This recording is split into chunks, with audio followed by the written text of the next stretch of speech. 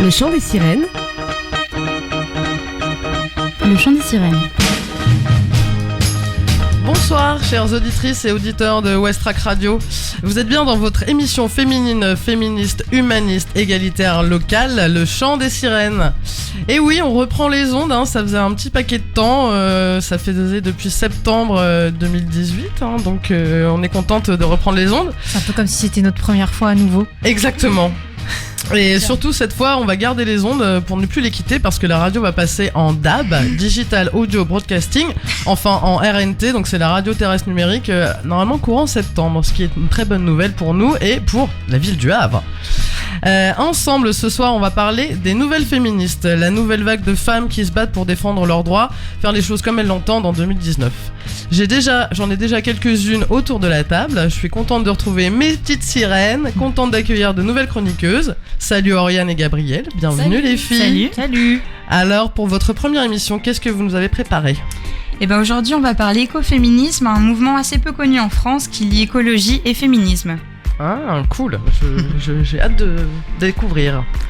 Et les filles, alors les anciennes ? Claire. Merci. Putain, ça commence bien, tiens, merde. Moi les vieilles.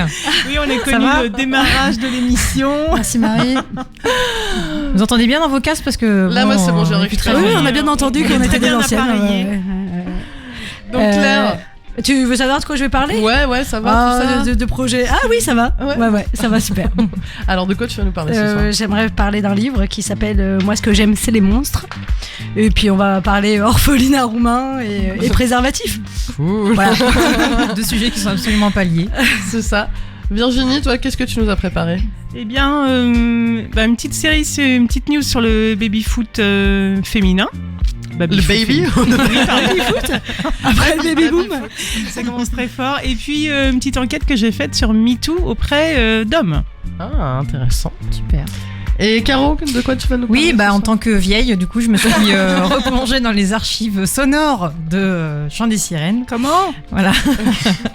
Et voilà, j'avais envie de revoir un peu tout ce dont on avait parlé pendant ces 32 émissions. Tout à fait, c'est la 33e. Mais je vais pas vous raconter les 32 émissions parce que sinon on aura passé d'une heure. J'imagine. Bon, alors ce soir, le thème de l'émission, c'est les nouvelles féministes. Donc à l'heure actuelle, c'est qui pour vous ? C'est quoi pour vous les nouvelles féministes, les filles ? À qui vous pensez actuellement ? À toi. C'est gentil. Non, on est déjà les vieilles féministes, ouais, ça y est, un peu, on est passé de l'autre côté. Carrément. Non, je sais pas. Eh ben, y a celles qui rentrent dedans, qui nous font rire, tout ça à la fois. Toi, tu penses à Blanche Gardin ? Bah, bien oui, sûr. et d'autres dont j'ai oublié le nom, mais qui faisaient des trucs très très drôles en se mettant des bananes dans le slip pour avoir des augmentations, enfin des petites scènes comme ça, par exemple, sur l'humour au bureau. Voilà. D'accord. Encore tu nous expliqueras. Tu développeras en détail parce que... c'était une banane et 2 kiwis en fait. D'accord. Oui, forcément, tant sûr. qu'à faire, ouais. Oriane. Moi, quand je pense aux nouvelles féministes, en fait, je pense plus à des personnalités qui viennent de la société civile, en fait, alors que avant, c'était plutôt des intellectuels, c'était un féminisme qui était quand même assez blanc, assez bourgeois. Élitiste, ouais. Et maintenant, c'est plus intersectionnel et inclusif. Donc voilà, c'est à ça que je pense quand je pense aux nouvelles féministes. Cool. Et niveau des femmes en ce moment, qui vous semblent les icônes féministes Ah, moi j'adore la chanteuse de Sexy Sushi, Sexy Sushi, mais Rebecca Warrior. tout à fait. J'aime beaucoup. Et j'aimerais qui a un beaucoup nouveau un projet jour. d'ailleurs. Oui, qui est avec Vitalik et qui s'appelle Compromat. Et qui est très très bien. Et enfin, j'ai écouté qu'un morceau, mais j'aime beaucoup. Et moi, j'aimerais bien un jour, s'il y en a qui sont motivés, aller sur la plage et quand on croise un mec qui se balade torse nu, pouvoir à nous aussi enlever notre t-shirt. Alors, je sais pas encore comment parce que j'ose pas. La société a fait qu'on n'est pas capable encore tout à fait de le faire naturellement. Mais si vous êtes partante, n'hésitez pas à appeler Westrack Radio, je recrute. Toi, t'as vu des mecs torse-poil à la plage samedi après-midi. Non, ouais, mais moi, voilà, je supporte plus ça et j'ai envie de faire pareil. J'en ai vu qui se photographiaient, en fait. Il y avait des mini-drones, ils se mettaient bien, la belle pose et voilà. C'est fini la perche à selfie, c'est des drones maintenant. Ouais, carrément. Ok. Bon. Non, moi je pense à des féministes comme Lori Lightfoot aussi, qui a été élue maire de Chicago là, il y a pas longtemps, je crois que c'était en avril, qui est noire et lesbienne, donc c'était pas toujours évident. voilà, qui a été élu à 74% des voix à Chicago, qui est une ville quand même qui craint un peu. Et donc voilà, je pense que les gens en avaient marre aussi des gouvernements corrompus et tout ça, et que là, l'espoir renaît un petit peu. Tout à fait. Et puis je pense aussi à la petite jeune qui a fait un discours à la fin de la COP 24 là, qui était en Pologne, qui s'appelle Greta Thunberg, qui a mené dans son école des grèves scolaires pour le climat tous les vendredis. Elle continue apparemment, qui a réussi à porter son message du coup jusqu'à la COP 24. Pour sensibiliser sur l'écologie, et voilà quoi, que moi ça me fait du bien de voir des jeunes, elle est adolescente, arriver à la COP 24, porter son message, c'est hyper classe quoi. Et puis vraiment bien le défendre. Respect, je sais plus quand est-ce qu'elle avait pris la parole et qu'elle était. Elle finissait en pleurs tellement elle vivait ce moment-là. Oui. Je pense que c'était ça. Oui, ça devait être celui-là. Ouais. Donc voilà. Et puis aussi, je pense aux youtubeuses, parce que même si moi j'en connais pas beaucoup, j'aime beaucoup Florence Porcel, Solange Te Parle et d'autres. Et d'ailleurs, je vous conseille un documentaire qu'on a regardé hier qui est disponible sur YouTube, qui s'appelle Elles prennent la parole, en fait, qui a été écrit et produit et réalisé par Léa Bordier et Lisa Miquet, qui justement interroge une quinzaine de youtubeuses par rapport à leur démarche et voilà ce qu'elles font sur YouTube, et c'est assez affligeant de voir le sexisme en fait sur YouTube, toutes les remarques, les insultes qu'elles se prennent. Voilà, c'est assez intéressant comme documentaire. Voilà, sexisme partout, justice nulle part. C'est ça, exactement.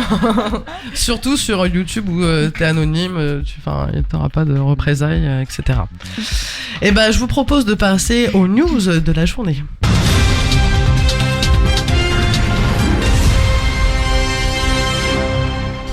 Les petites news. Alors, je crois que Virginie, tu vas nous parler de baby-foot. Foot pour les bébés. Mais oui, parce que le baby-foot, c'est justement c'est très proche du foot, dont on parle beaucoup en ce moment à l'occasion de la Coupe mondiale féminine. Et c'est justement une ancienne internationale féminine qui s'appelle Nicole Abar, qui a été beaucoup de fois championne et qui a imaginé l'année dernière de créer un baby-foot mixte avec des figures féminines dans ce jeu. Ça, c'est cool. Qu'on connaît tous et auquel on joue tous et toutes. On s'est dit, mais comment ça se fait que ça s'est pas encore fait?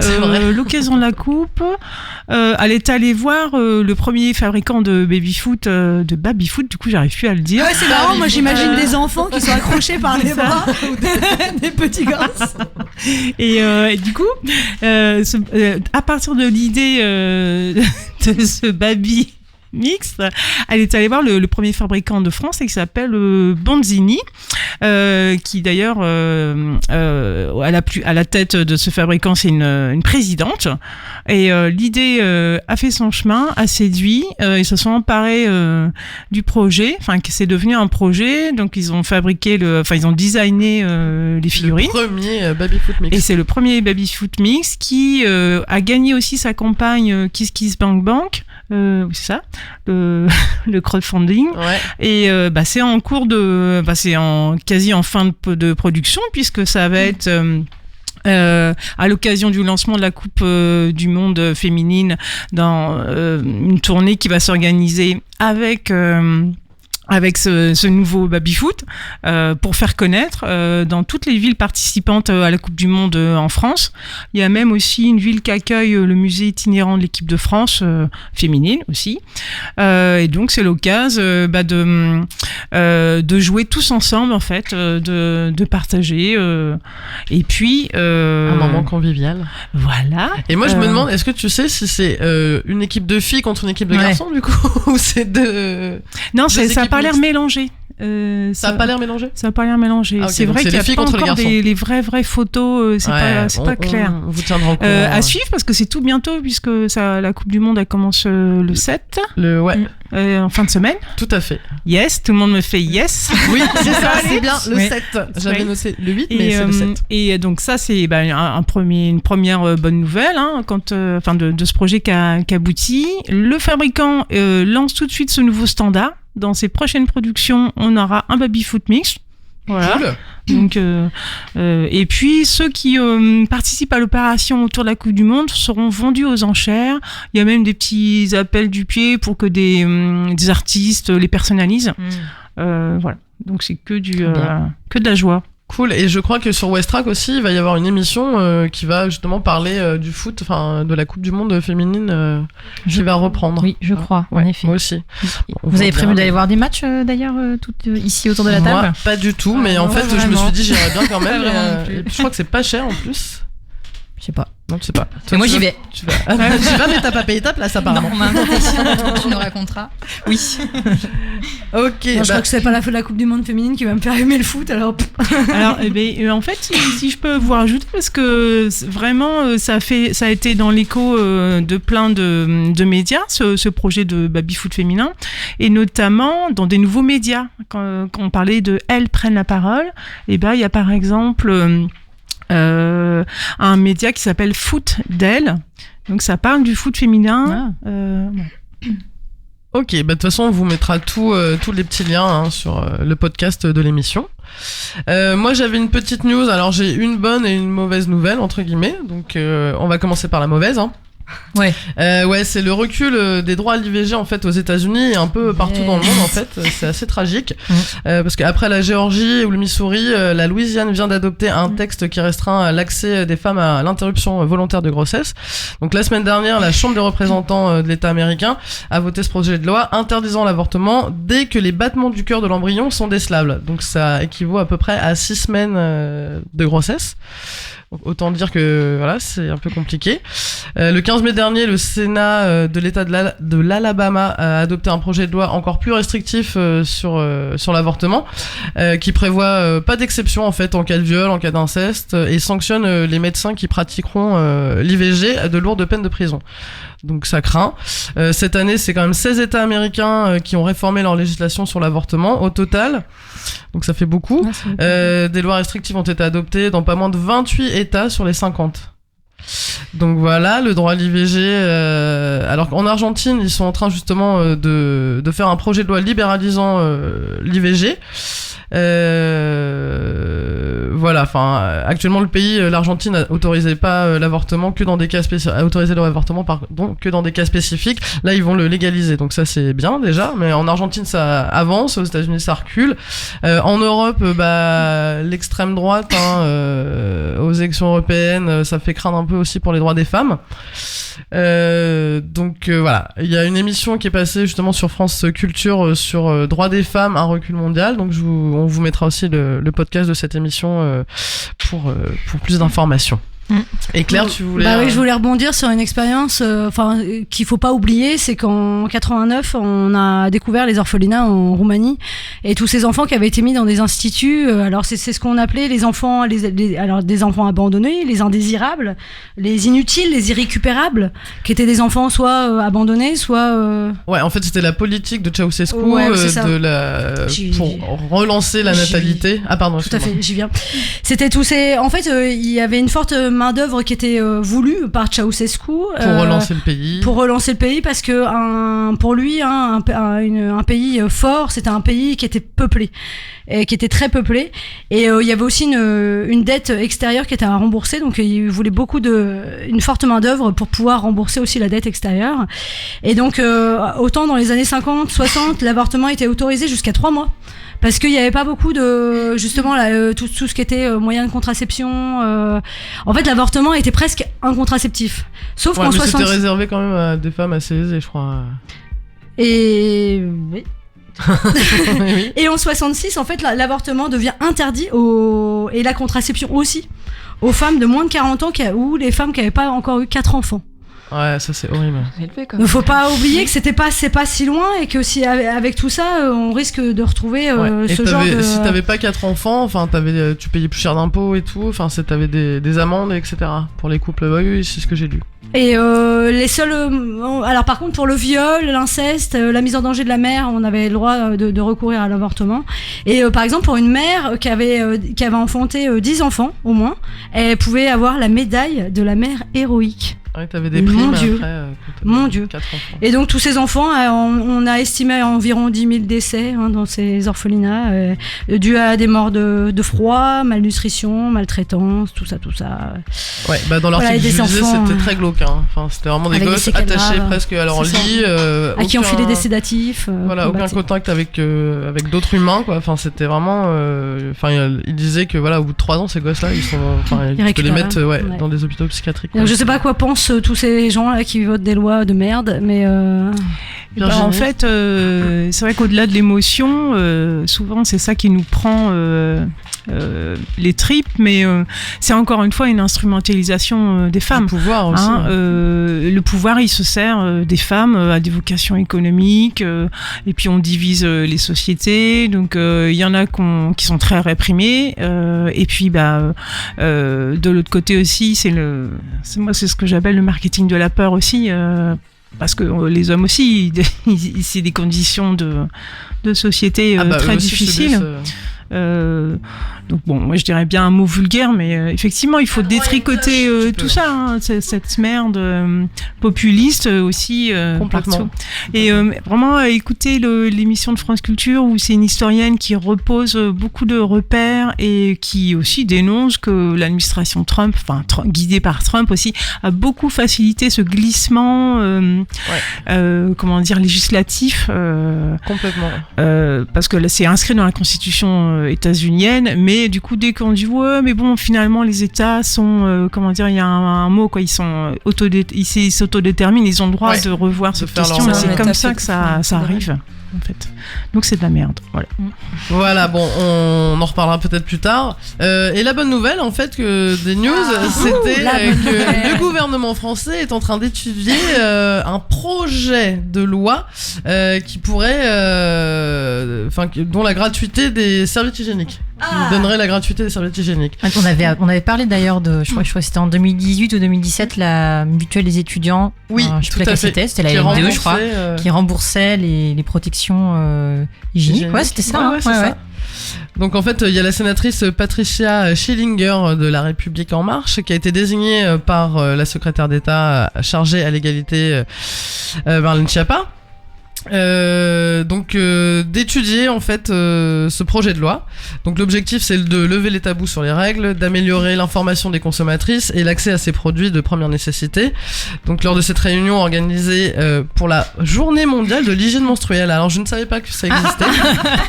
On verra ça mercredi avec le gouvernement. Merci. Journée mondiale. C'est quand la journée mondiale de... Et je crois que c'était le 15 mai. C'était le 15 mai.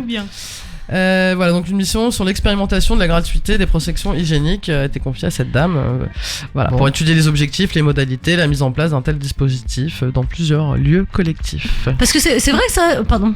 Non, après pour rebondir juste, si c'est vrai qu'au niveau des nouvelles féministes, moi je pense il y a un documentaire qui a été fait sur YouTube, ça s'appelle 28 jours, et encore une fois c'est peut-être un problème, qui a émergé de la société civile, là, d'une youtubeuse en l'occurrence, qui parle des règles, qui est quand même un sujet assez tabou, et peut-être que grâce à ça, justement, ça a fait bouger les choses au sein du gouvernement, donc... Et on s'en réjouit. Ouais. Est-ce que c'est quand même dingue. Est-ce que vous avez déjà demandé des sous à vos partenaires pour qu'ils participent à l'achat de... J'y ai jamais pensé. Mais non, mais c'est ça, c'est que ça fait tellement partie de nous. Puis c'est la charge mentale aussi, hein. On nous a appris que on devait régler tous les problèmes. J'entendais aussi sur France Inter Guillaume Meurice qui a fait une petite intervention sur ça, justement, qui allait interviewer des gens. Alors je sais pas, à chaque fois il a trop de chance, il tombe sur des perles. Et donc il y avait des mecs qui disaient mais attendez, c'est bon, on va pas rembourser non plus les mouchoirs, ça va aller. Et les femmes aussi disaient que pas forcément pourquoi on devrait, alors que c'est quand même un sacré budget, et puis il y a que les femmes qui sont concernées aussi par ce... J'avais fait un sujet là-dessus il y a quelques temps, il y a 2 ans je crois, qui était très bien, et justement je sais plus, il y avait un chiffre sur le prix que ça coûte sur une vie, et je me souviens t'avais sorti une... C'est quand même fou, puis même pour les personnes les plus démunies, avoir accès à des serviettes hygiéniques, avoir accès à des tampons, tout à fait, les femmes qui vivent dans la rue, il y a une association qui récolte des protections pour les redistribuer aux femmes SDF. Ouais. Parce que ça coûte cher, c'est pas sans rien. Dans les lycées, dans les collèges également. Ouais. Tout à fait, bon. Est-ce que je rebondis sur le préservatif gratuit? Ah bah oui, vas-y. Alors moi, du coup, comme tu parlais de la gratuité, enfin en tout cas le remboursement par la mutuelle des serviettes hygiéniques, et il y a un préservatif aussi qui vient à être remboursé par la Sécu qui s'appelle Eden. Alors il s'appelle Eden, c'est le premier préservatif remboursé par la Sécu. C'est le laboratoire Majorel, c'est un laboratoire français qui se dit labo citoyen.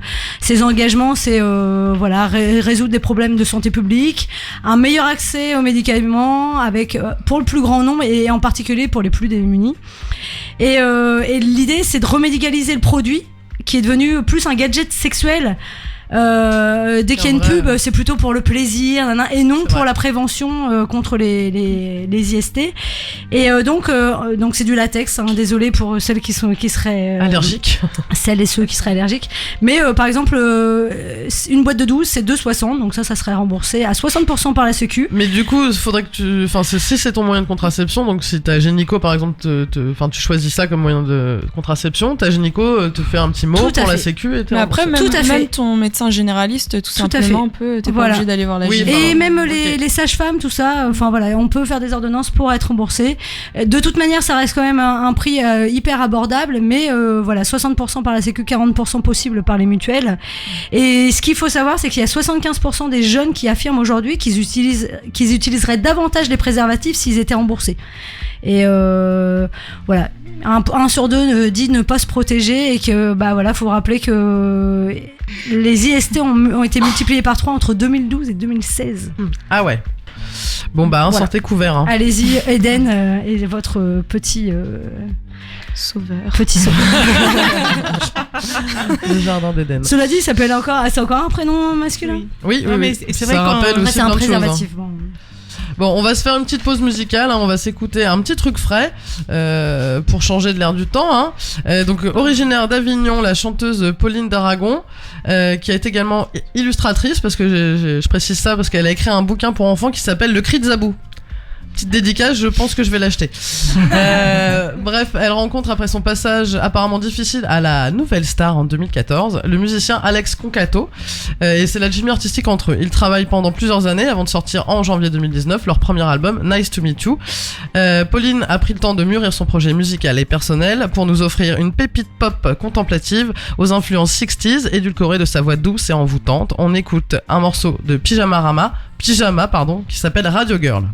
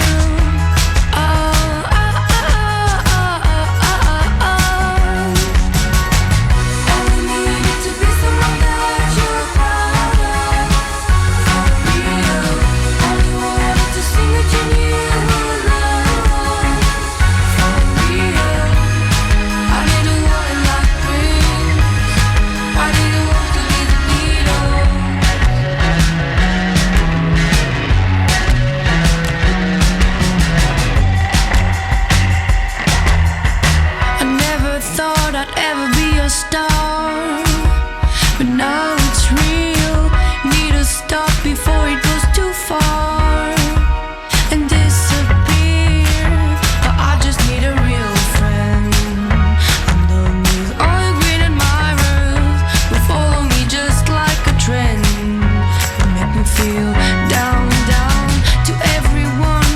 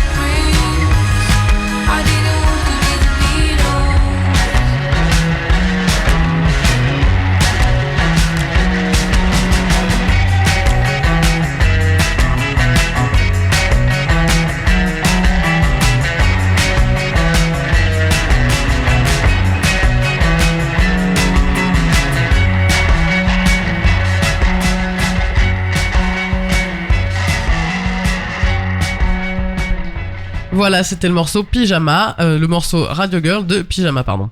Vous êtes toujours dans l'émission Le Chant des Sirènes et on va passer à Caro. Caro, tu nous fais un petit point, un retour en arrière sur les précédentes émissions. Exactement, parce qu'on reprend après une longue pause. Voilà, que s'est-il et passé ? qu'on parlait de nouveau féminisme, pardon, je spoil la suite. En fait, c'est vrai que entre le moment où on a commencé, donc en septembre 2016 et aujourd'hui, il y a quand même une petite affaire qui est passée par là dans l'actualité et qui a changé pas mal de choses au niveau du féminisme. C'est vrai que quand on a commencé l'émission, c'était sur une invitation de Marie à faire une émission, on savait qu'on voulait parler de féminité, de féminisme, mais on savait pas trop exactement comment on allait s'y prendre. Donc on a commencé de façon très légère, enfin finalement pas tant que ça parce que la première émission c'était Médine, donc rappeur du Havre en invité, donc c'était très très lourd. Enfin, c'était du haut niveau. C'était super, mais pour notre première émission. Je pense que c'est une de nos meilleures émissions, d'ailleurs. Mais ouais, la chance, exactement. C'était un peu ça. La deuxième, on s'est bien foiré. Et mais tu normal. Les as bien réécoutés. Ouais, je les ai bien réécoutés. Ouais. Non, j'ai pas réécouté les 33 émissions parce que donc c'est notre 33e émission, pardon. Et alors c'est vrai qu'on a abordé plein de thèmes, le mysticisme, la radio, les bad girls, le do it yourself, le futur, le girl power, le bonheur. Alors, c'était des prétextes pour parler de féminisme et de féminité. C'est vrai que quand on a commencé l'émission, on entendait certaines voix masculines au sein de la radio dire oh ouais, vous faites une émission entre filles, super, c'est pas très ouvert. Ouais, donc on revient de loin. Du mal, ouais, on était là. Mais pourquoi enfin, on revient des de émissions qui entre mecs d'hommes qui étaient notre table, qui étaient contents aussi, voilà. Mais c'est vrai que voilà, en 2016, le mouvement MeToo était pas encore sorti sous les fagots. Et moi j'ai vraiment l'impression qu'il y a beaucoup de choses qui ont changé entre 2016 et aujourd'hui. La parole s'est un peu libérée. La parole s'est libérée. Il y a des tendances qui arrivent dans cette question de féminisme. Et j'ai retrouvé comme ça quelques petits sujets dont on avait discuté. En juin 2017, on a parlé du clitoris dans les manuels scolaires. On s'était félicité que pour la première fois, le clitoris apparaissait dans son entièreté dans un manuel scolaire. Donc ça sortait à la rentrée 2017. Et depuis, en fait, on a beaucoup vu et entendu parler du clitoris dans tous les médias, dans tous les comptes, YouTube, Instagram, Facebook, tous les sujets d'actualité. On a beaucoup entendu parler du clitoris. D'ailleurs, je crois que 2 semaines après qu'on en ait parlé dans l'émission, il y avait une super intervention sur France Inter. Je sais plus qui était l'invité. Elle parlait justement du clitoris. C'était une des premières fois où dans une radio publique comme ça, on parlait du clitoris. Parce qu'on était on était regardistes. Carrément. Mais après non, je pense que c'est juste. France Inter est une copie donc. Ouais, c'est clair. Et depuis, il y a même une campagne d'affichage sur le Havre. I'm not a legend. Il y a même eu un clitoris en 3D. Enfin voilà, c'est un sujet qui a pas mal émergé. On a beaucoup aussi parlé de la charge mentale. À l'époque, la Emma, donc, qui avait sorti une BD sur qu'est-ce que c'est que la charge mentale. Donc je pense qu'on a un peu tout découvert ce terme. Toutes et tous découvert ce terme, voir ce qui se cachait derrière. Donc la charge mentale, c'est la charge que les femmes s'imposent et qu'on leur impose sur toute la gestion du quotidien et tout ce qui nous revient. Ouais, moi ça m'a beaucoup aidé. Oui. Du coup, là maintenant, je vais te dire, la charge mentale a beaucoup baissé. C'était une vraie remise en question. Enfin voilà, d'un coup de mettre un mot sur cette problématique, ça a vraiment changé les choses. C'était fait en plus hyper intelligemment par cette BD qui était hyper vulgarisatrice. Et voilà, même nous qui étions déjà acquises à la cause du féminisme, de la féminité et de l'humanisme, on a été vraiment hyper surprises. Et c'est vrai que même maintenant, le dimanche midi, autour du flageolet chez Tata Corinne et Tonton Michel, on en entend parler quoi. Voilà. Charge mentale. Et aujourd'hui, en fait, on est passé à un level supérieur, c'est la charge maternelle. Et c'est pareil, j'ai découvert ça via Instagram. C'est ce que disait Oriane tout à l'heure. C'est en effet le nouveau féminisme, c'est ça. C'est le féminisme qui vient des citoyens, de tout à chacun, et plus des penseuses, des autrices, des personnes qui ont plus de pouvoir et plus de savoir, peut-être, de savoir en tout cas érudit. Et en fait, là, j'ai découvert un compte Instagram qui s'appelle Bordel de Mère. Et c'est juste un partage de témoignages. Donc c'est une femme, elle reprend des partages de témoignages et sur toutes les thématiques possibles autour de la maternité ou de la non-maternité justement. Donc c'est des témoignages sur les femmes qui veulent avoir un enfant à 16 ans, sur les femmes qui veulent pas avoir d'enfant, sur les femmes qui sont prêtes à l'adopter à l'étranger, mais vraiment c'est toute la charge qu'on peut mettre. C'est plus que la charge mentale, c'est la charge qu'on met autour du corps de la femme. On te dit toujours dans des réunions de famille, mais faudrait que tu allaites ton enfant parce que quand même c'est mieux pour lui. Bah ta gueule, en fait, je fais ce que je veux. Et le hashtag c'est lâchez-nous l'utérus. Et du coup, je vous invite à le consulter. Alors c'est vraiment juste des témoignages. Elle réinvente rien. Hein. Elle partage des témoignages de femmes qui disent en fait mon enfant il a 3 ans, je l'aime pas. Et voilà, elle explique et c'est super parce qu'en fait ça, je pense que pour plein de personnes, pour plein de femmes notamment, c'est une façon de se rendre compte qu'on n'est pas tout seul dans sa galère parfois et que voilà. Comme tous les mouvements, enfin hashtag MeToo, etc. C'est vrai que ça a aussi libéré un peu la parole des femmes et se sentir moins seule.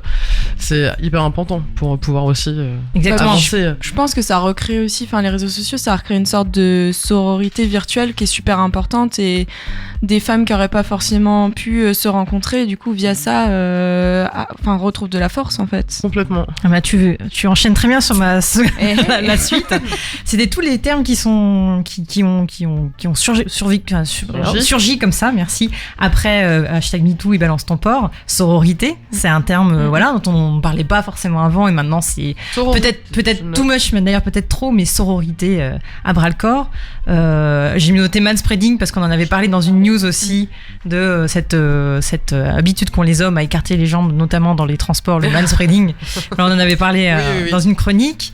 Et surtout le body positive. Alors ça passe beaucoup par Instagram. C'est vrai que Instagram, moi je trouve que c'est le réseau qui a vraiment donné la visibilité au féminisme et à toutes justement ces nouveaux mouvements féministes. Il y a des milliards de comptes Instagram qui parlent de choses hyper différentes, mais toujours autour de pouvoir des femmes. Et je vais pas du tout les lister parce que sinon on n'a pas fini. Mais en tout cas, le body positive, ça faisait vraiment partie des choses. Et les podcasts, parce que c'est vrai qu'au moment où on a commencé, il y avait déjà quelques podcasts bien marquants sur la question du féminisme et des femmes. Mais là, ça explose. Et là, ça explose. De manière générale, le podcast explose. Oui. Mais là, maintenant, il y a les incontournables, Quoi de meuf, Les couilles sur la table, La poudre, Miko the Night, enfin plein de trucs comme ça. Et nous, bien évidemment. Mais voilà, en tout cas, c'est toutes les choses qu'on a vu changer entre le début de nos émissions et aujourd'hui, avec ce mouvement MeToo qui a un peu tout changé. Tout à l'heure on parlait des règles, c'est pareil, là en ce moment on entend parler des règles partout, on voit des pubs partout, tout le monde s'insurger. Oui, parce que j'ai vu une pub justement pour la Moon Cup maintenant. C'était la première fois que je voyais. Il y a des pubs maintenant pour les Moon Cup et je trouve ça très bien. C'est rigolo parce que la sororité, c'est un terme que j'avais employé dans une chronique et c'est alors rigolo. dites-moi, c'est quoi la sororité? C'est comme la fraternité mais pour les femmes. D'accord. Enfin, que fraternité, c'est forcément que frère en fait. Et c'est rigolo parce qu'à l'époque, j'avais vraiment cherché le terme qui se rapprochait de la fraternité pour les femmes. Et aujourd'hui, c'est un mot qu'on entend très commun, plus commun en tout cas. Ouais. C'est vrai, donc. Voilà, donc je vais rechercher encore dans les archives parce qu'on a quand même abordé beaucoup de thèmes. On a eu beaucoup d'invités et je pense qu'il y a encore pas mal de choses à faire ressortir de ce qui a pu changer en 4 ans. Donc des trucs bien qui changent. Oui, des choses positives, tout à fait. Merci Caro pour ce petit retour en arrière. Alors, les filles, les petites nouvelles, qu'est-ce que vous nous avez préparé alors? Racontez-nous tout sur l'écoféminisme. Ouais, alors nous aujourd'hui avec Gabrielle on voulait parler écoféminisme et sorcellerie. Donc la sorcellerie on vous en parlera un peu dans une prochaine chronique, mais il y a un lien entre les deux. Et on ne dévoile pas le tout de suite. Non, gardez un petit peu sous le coude. Obligé de revenir dans 2 semaines. Et en fait, on s'est intéressé à ce qu'était l'écoféminisme parce que c'est vrai que c'est pas un courant qui est forcément encore très très connu en France. Et si on en parle aujourd'hui, en fait, ça date, nouvelle féminisme, mais en fait, ça date des années 70-80, et notamment, ça a émergé en fait aux États-Unis en parallèle des courants anti-nucléaires. Donc, pour vous résumer assez vulgairement les principes de ce courant, l'idée, en fait, c'est de dénoncer capitalisme et société patriarcale. Autrement dit, c'est le fait de dénoncer, de vivre dans un monde qui est dominé quasiment exclusivement par les hommes. Donc à la fois les hommes vont dominer la sphère privée et donc le foyer, ils vont... Pour schématiser, bien évidemment, tous les hommes ne sont pas pareils. Tu peux y aller. Non, mais on peut y aller, on a le droit. Mais entre nous. Pour les quelques millénaires.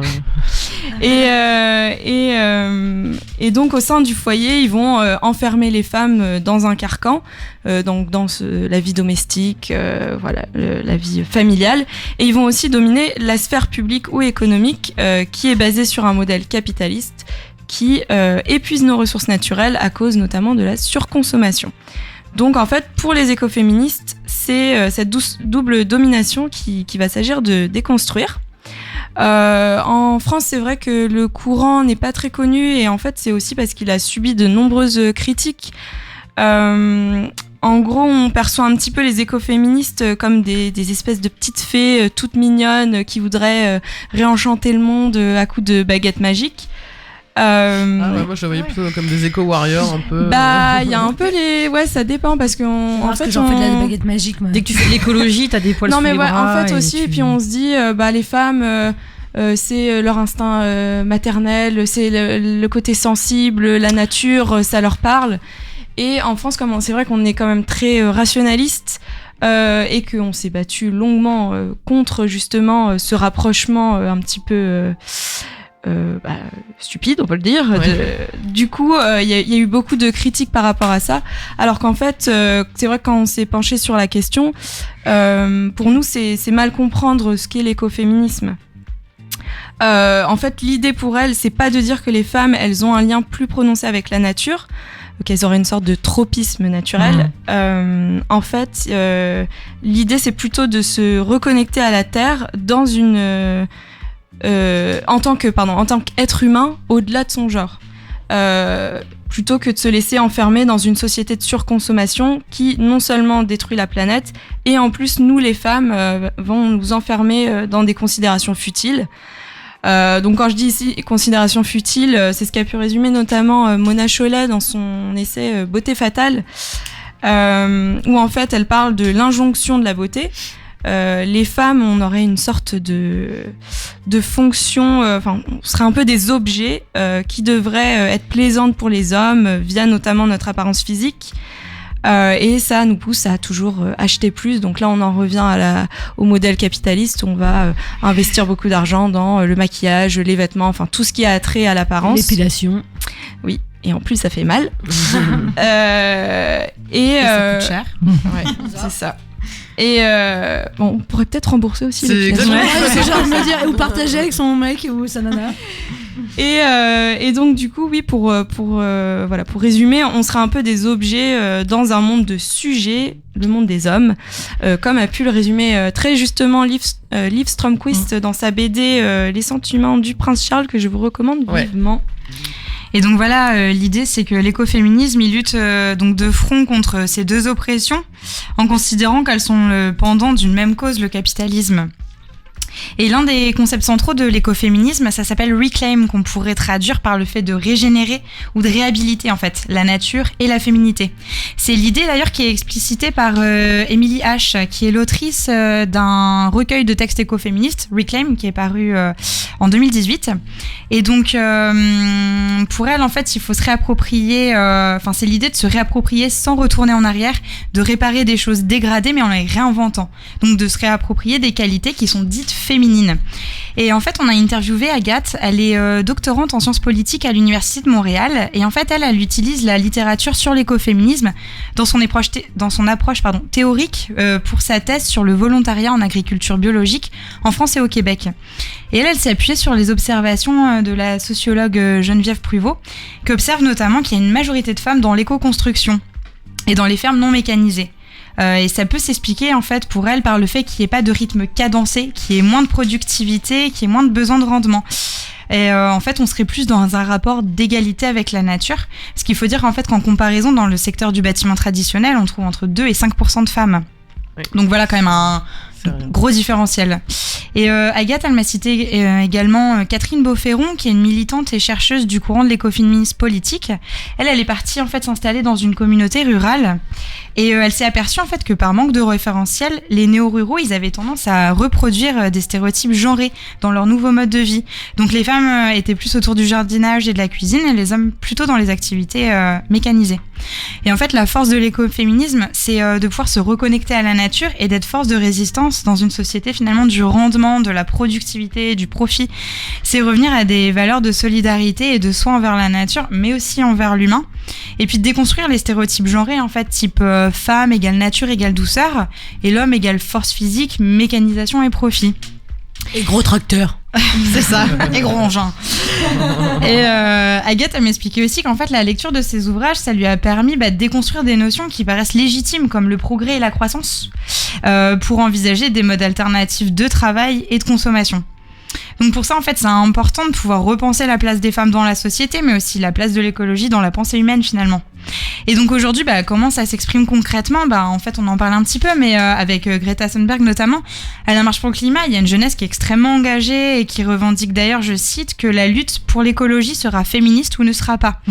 Et on remarque en fait que c'est devenu un enjeu mondial récent dans le calendrier politique. Par exemple, il y a l'appel pour la COP21 qui se dit appel mondial des femmes pour la justice climatique, mais aussi le projet Women for Climate mené par Anne Hidalgo.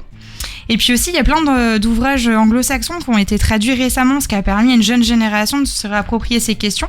Et ce qu'on voit aussi, c'est que cette génération, elle l'aborde aussi, notamment sous le prisme de la sexualité féminine. Dora Muto, elle gère le compte Instagram Tajoui. Et elle observe, je cite, un tout nouveau mouvement, le clic-clic, le climat clito. Et donc, pour se faire... Et donc, on va citer quelques slogans. Ce serait dommage de se priver. Ils sont assez sympas. Détruisons le patriarcat, pas la planète. Ma planète, ma chatte, sauvons les zones humides. Vous gérez le climat aussi bien que nos clitoris.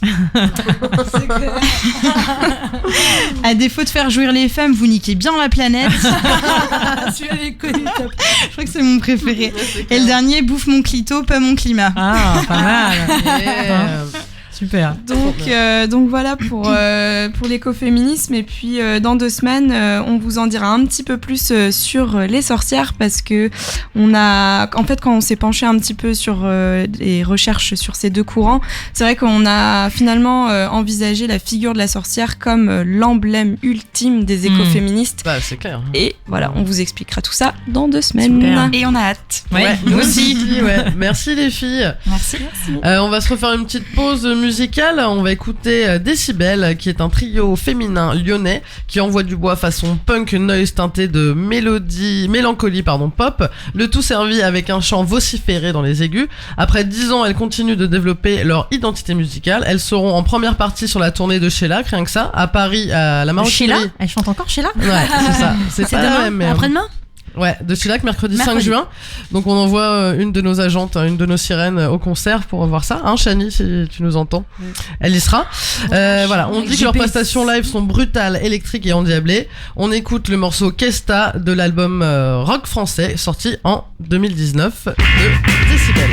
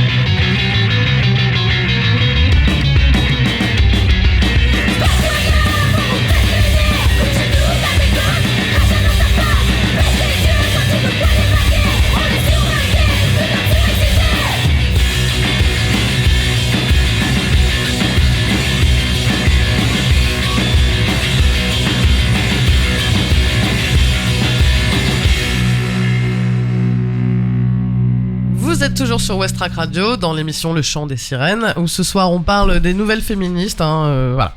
Et Virginie, tu vas nous parler d'un petit sondage que tu as fait auprès d'hommes de ton entourage, je crois, sur le hashtag MeToo. Oui, tout à fait, parce que MeToo, en fait, moi, ça m'avait... il y a eu un avant et un après MeToo pour moi, personnellement. Et je me suis aperçue que j'en discute beaucoup avec des amis, surtout avec des femmes. Et à un moment, je me suis dit... Qu'est-ce que pensent les hommes ? Voilà, qu'est-ce que pensent les hommes ? Donc, pour repérage, donc MeToo, c'était fin 2017. C'était un appel sur les réseaux sociaux d'une actrice américaine, Alyssa Milano, qui a invité toutes celles qui souhaitaient de témoigner aussi, de dire moi aussi, parce que c'était l'époque de la plainte contre Harvey Weinstein, le célèbre producteur hollywoodien. Il avait fait l'objet d'une plainte d'une centaine de femmes. Et même ça paraissait pas encore suffisant. Donc il y a eu cet appel qui a fait une traînée de poudre sur les réseaux sociaux, qui a traversé l'océan très très rapidement et qui est arrivé en France. Et donc voilà. Et c'est, comme on disait tout à l'heure, ça a libéré beaucoup la parole. Il y a eu beaucoup de témoignages. Et puis aujourd'hui aussi, ça fait d'autres évolutions, d'autres appels. Mais s'agissant de MeToo, donc j'ai demandé à 25 personnes de mon entourage, MeToo, est-ce que ça a changé quelque chose pour toi dans ta vie, dans tes pensées ou même dans tes comportements ? Et alors on veut savoir. Les Françaises veulent savoir. Merci à ses copains, à ses connaissances, à ses amis d'amis qui ont répondu. Ils ont pris le temps en fait. En général, ils ont pris un petit peu de temps pour répondre. Voilà. Et puis donc c'est pas du tout la méthode scientifique, mais parmi les réponses on repère à peu près quatre réponses où une serait suite à MeToo, j'ai pris conscience de l'ampleur des agressions faites aux femmes, de l'ampleur et aussi du nombre de femmes concernées. Ça, je pense que aussi bien les hommes que les femmes se sont rendus compte de ça, quoi. Oui, donc ça, effectivement, c'est une réponse qui a été faite. D'autres ont dit également qu'ils ne se sentaient pas concernés. Parce que eux, ils respectent les femmes.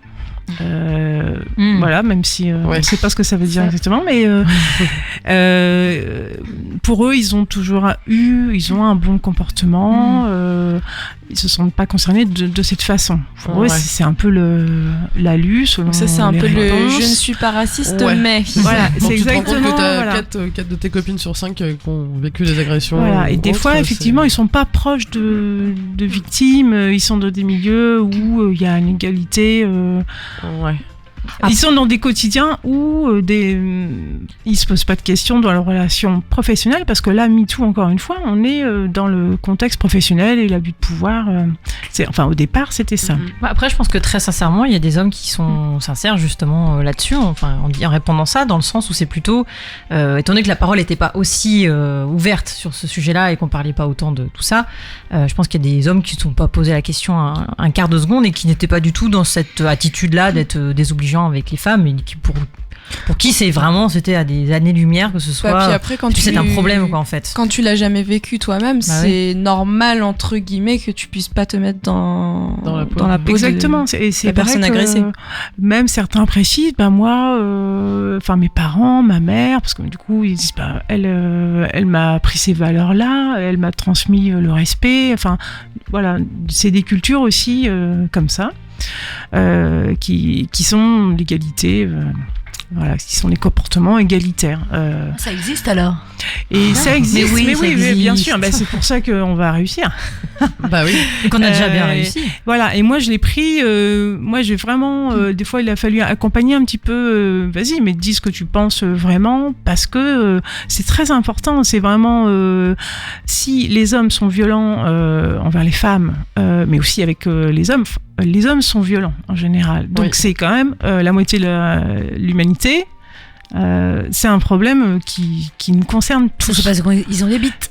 Donc, moi j'accueillais, moi j'étais dans cet état d'esprit-là. Le changement, il viendra de tous. avec tous, etc. Voilà, donc voilà. Et puis, donc ça, j'ai cité 2 types de réponses. Un troisième qui rejoint un peu le juste avant. Donc, il n'y a pas eu de changement de comportement. Pour ceux qui ont pu répondre ça. Et par contre, une dernière réponse, un dernier type de réponse, c'est que là, c'est le doute. Le doute est mis, on ne sait plus comment aborder, on évite de répondre à des compliments, on peut plus draguer. Voilà, du coup là, les curseurs sont un peu flous. Même, alors des fois, ça possède de la méfiance, ça inhibe un petit peu le naturel. Voilà, et voilà. Mais oui, c'est ça, et c'est souvent placé dans le domaine des relations personnelles.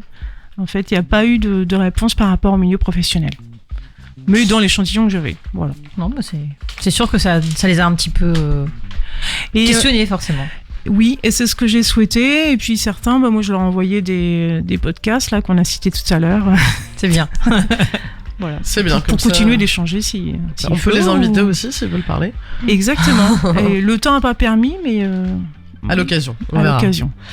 Alors, on n'est pas habitué parce que là, on reprend les émissions et on a 1 heure d'émission. Donc, d'habitude, on avait le temps. Cette année, on avait 1h30. Là, on est un peu, mon Dieu, vite, attention, on n'a pas parlé de tout. Niveau agenda, est-ce que vous avez des choses à annoncer, les filles? Moi, je voulais juste vous dire qu'il y a Wand et DTSQ au Tetris le vendredi prochain, organisé avec la Sofec Live. Quelqu'un a un mot à dire, sinon j'enchaîne avec la blague de Coco. Parce que Coco, merci de nous avoir envoyé ta petite blague du jour, ça fait toujours plaisir. Je vais essayer de te faire honneur. On dirait qu'on a des fans quand tu me dis ça. Ouais, merci blague, Coco pour la blague. Alors, je vous la fais. Donc, c'est Superman qui survole la ville. Comme il a déjà neutralisé tous les méchants, il s'emmerde un peu. Soudain, sur le toit d'un building, il voit Wonder Woman toute nue, les jambes écartées, qui fait apparemment la bronzette. Superman ne veut pas rater cette occasion. Il décide de tirer son coup à la vitesse de l'éclair. Là-dessus, il fait un piqué vers sa direction. Il fait son affaire et reprend l'altitude directement pour ne pas être identifié. Pas très gentleman. Superman. Wonder Woman se relève choquée et se demande qu'est-ce qui s'est passé. L'homme invisible, couché sur elle, se redresse et lui dit « J'en sais rien, mais j'ai mal au cul, en tout cas. » Putain. Toujours la finesse de voilà, Coco. on apparente encore la sodomie à quelque chose qui fait mal. Allez. On en parlera dans une prochaine émission. Ouais. En même temps, ça fait un peu mal au cul quand même la sodomie, hein. Excuse-moi, mais... Ça dépend. Oui, ça dépend, mais bon. Ça dépasse. Ouais, c'est ça. Est-ce que vous avez quelque chose à rajouter? Non, je pense que c'était je pense qu'on va s'arrêter là. Le mot parfait pour la fin. C'est ça. Donc on va se retrouver dans 15 jours pour une nouvelle émission. On vous laisse là à 21h, il y a l'émission, excellente émission de rap avec Jules et Étienne qui s'appelle Underdogs. Et on écoute un dernier morceau de Monophonics avec Tiffany Austin. Donc les Monophonics, ils viennent de San Francisco. Ils font de la musique soul, psychédélique et heavy funk accompagnée de Tiffany Austin qui a une voix soul qui va vous donner des frissons. Un morceau pour emballer tout l'été. Voilà, on écoute Monophonics, My Heart Cries.